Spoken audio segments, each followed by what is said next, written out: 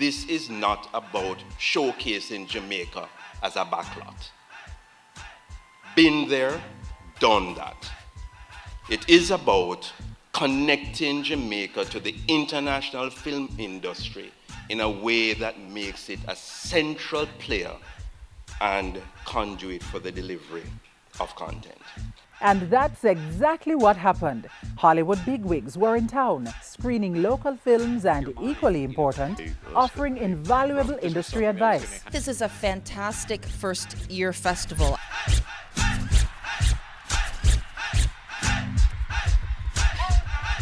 If you haven't heard, then you are probably under a rock. Jam Down hosted its inaugural Jamaica Film Festival in early July. Several top acts flew in for the festival. World-famous actors and actresses showed no airs as they rubbed shoulders with budding local screenwriters and actors. They were on a mission. They were sold on the vision of Jamaica Promotions Corporation. Jamaica has the perfect scoreboard to be a big film destination.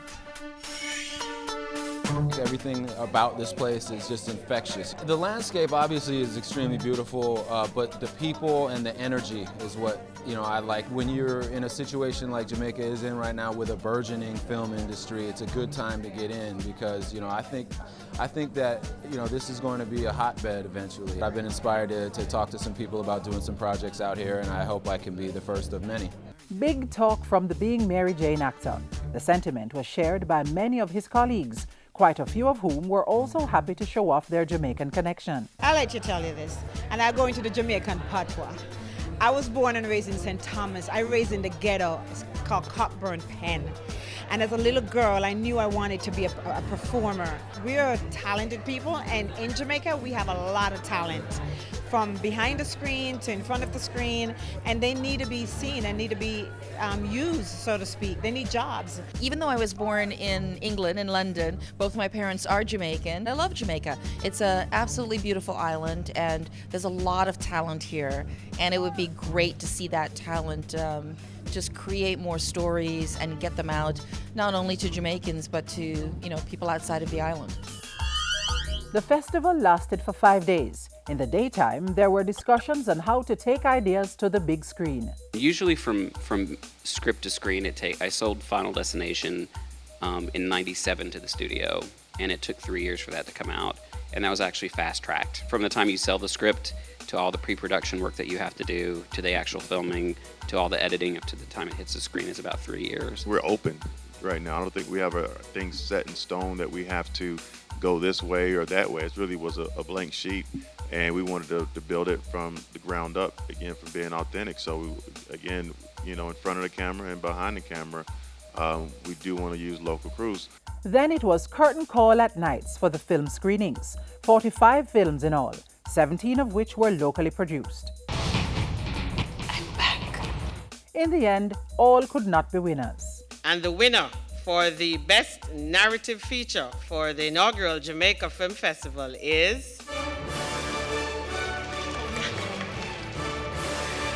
Diary of a Badman.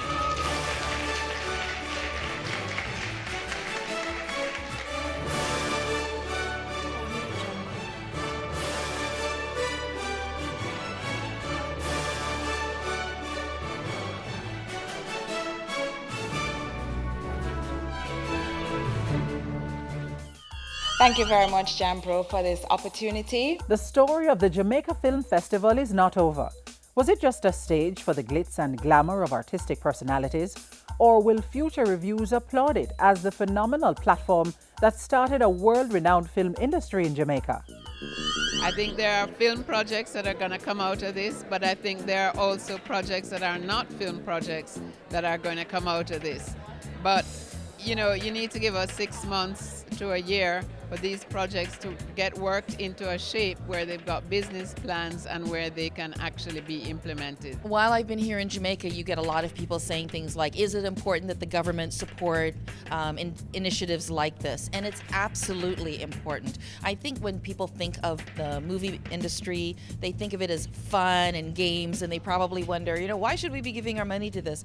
But it's a huge industry. When a movie comes to your country, or even a local person makes a movie, They're hiring people from around the entire island, but also additional services. You've got rental cars, hotels, restaurants, banking, things that you can't even imagine, dry cleaners, you know, every single thing is used in the entertainment industry. We're hoping that the film community, the film industry, will now use the opportunity that they've had all this exposure to connect, create, innovate, and let's make some money.